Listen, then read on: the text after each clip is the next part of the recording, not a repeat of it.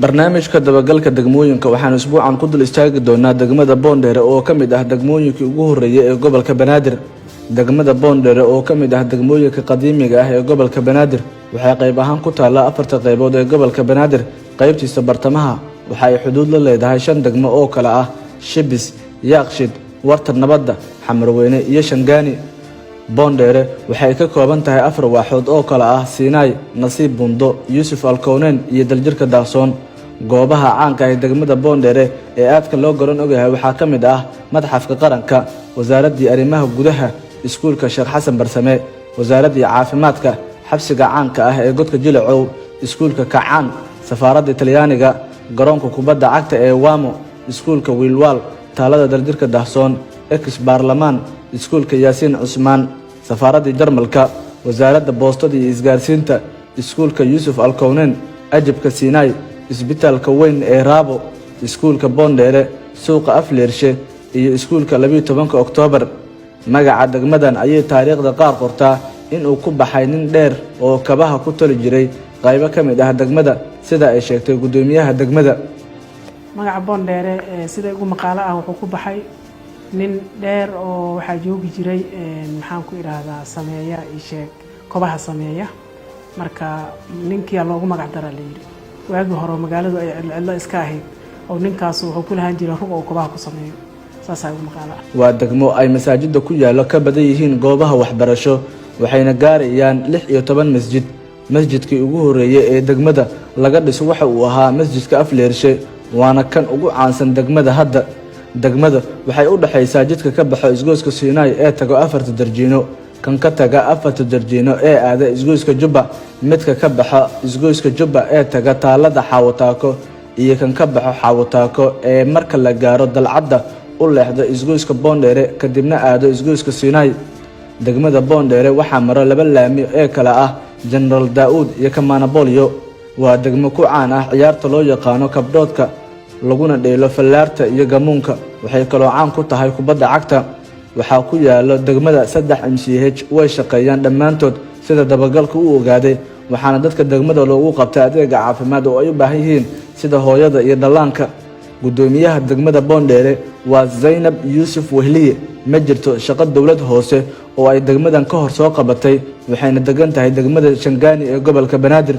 gudoomiye ku-xigeenka amniga iyo siyaasadda degmada waa Axmed Maxamed Shuute, waa sargaal ka tirsan nabad sugidda qaranka waxaana meesha keensaday taliyihii hore ee Nisa Cabdiraxmaan Tuuryare. waxa uu degan yahay degmada Boondheere. gudoomiye ku-xigeenka arrimaha bulshada waa Cabdixamiid Cabdikariin Yuusuf. waxa uu hore u soo noqday gudoomiye ku-xigeenkii arrimaha bulshada ee Holwadaag. sidoo kale waxa uu gacan yar u soo noqday duqii hore ee Muqdisho Ambassador Maxamuud Axmed Nuur Tarsan. waxa uu degan yahay degmada Warta Nabadda. dhammaan laamiyada degmada marka laga reebo kan hormara xarunta degmada oo dhismo lagu wado inta kale waa kuwa burbursan sida jidka Nasiib Bundo iyo kan ka soo baxo isgoyska 4 darjiino oo ay wadaagaan degmada Shibis. dadka degan degmada Boondheere ayaa barnaamijka dabagalka la wadaagay in gudoomiyaha degmada aysan shaqada imaan xarunta degmada iyo shaqada ka socotana uu la wareegay Shuute oo ah gudoomiye ku-xigeenka amniga degmada. xogo uu helay barnaamijka dabagalka ayaa sheegaya in Mr. Shuute uu lacag $30 ah ka qaato qof walba oo raba in degmada uu soo dego ama guri ka kireysto.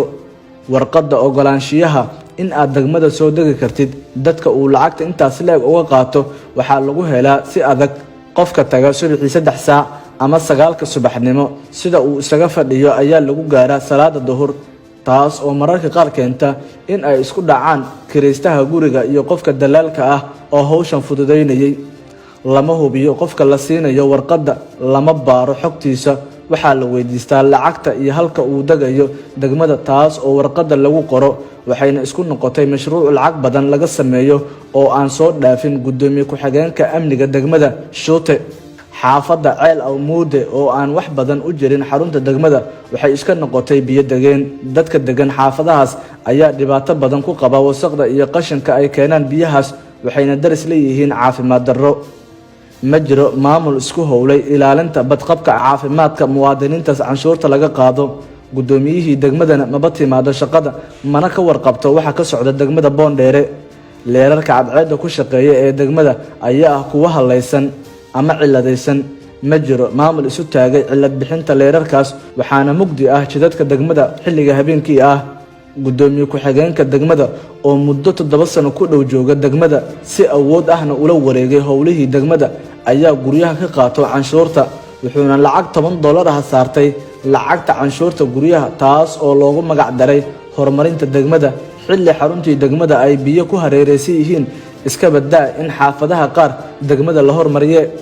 gudoomiyaha degmada iyo ku-xigeenkeeda amniga Axmed Maxamed Maxamuud Joote ayaa lacag $700 ah ka qaato dadka uu ka loomay dukumeentiga dhulkooda lacagtaas oo ah sharci darro mana dhaafto labadooda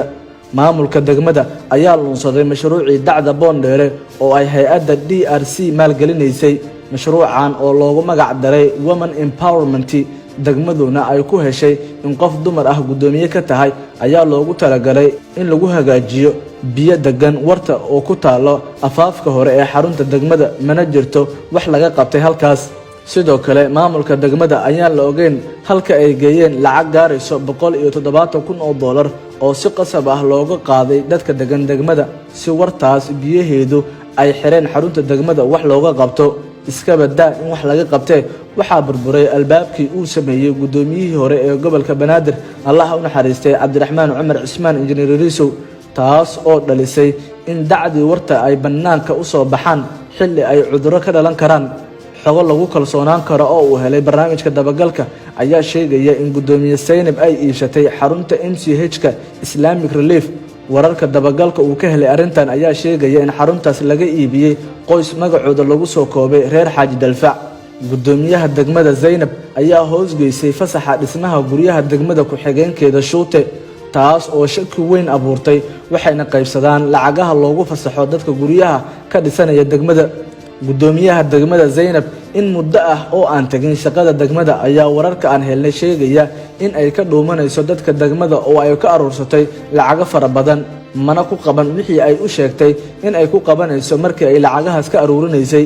gudoomiye ku-xigeenka amniga degmada ayaa lacag baad ah ka qaato dadka ku ganacsado suuqa Afleershe sababta ugu weyn ee dadkaas lacagta baad ah looga qaado ayaa lagu sheegay in ay ku ganacsadaan meel wada ah ganacsadihii aan bixin lacagtaasna waxaa laga burburinayaa goobtiisa ganacsi iyada oo lagu wareejinayo qof kale oo baxsan karo lacagtaas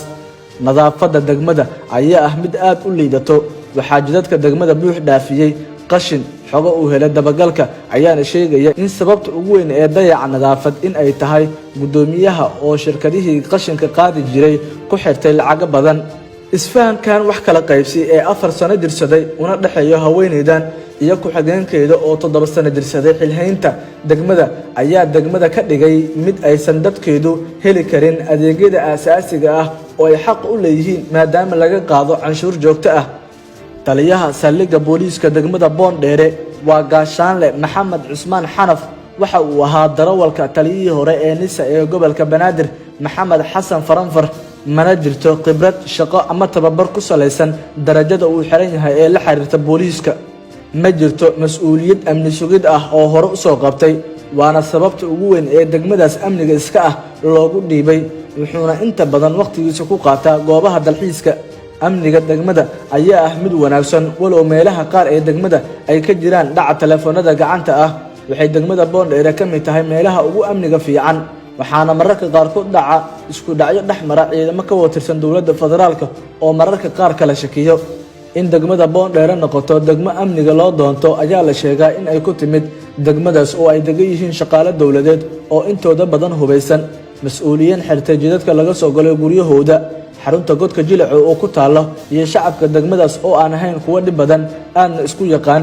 amniga degmada oo wanaagsan ayaa degmada ka dhigay in kirada guryaheeda qaali noqdaan waxaa isbedel ku yimid dhismayaasha guryaha degmada oo isku bedelay dabaqyo dhaadheer iyo apartmentiyo walow aysan degmadu haysan jidad dhisan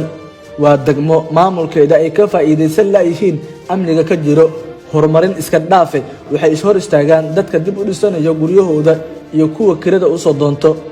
dadka degan degmada Boondheere ayaa wajahaya maamul xumatii ugu darneed ma haystaan adeeg bulsho xaruntii degmada waxaa gacan ku hayntooda la wareegay biyo ay dhigeen roobabkii ka dhacay magaalada Muqdisho canshuurtii oo ay bixiyaan laamiyada degmada oo burbursan nadaafad darro lagu eeganayo iyo mashaariicdii horumarineed ee degmada oo iska noqday kuwa dhaxda lagu fuuqsado. maxamuud alxaaji barnaamijka dabagalka degmooyinka.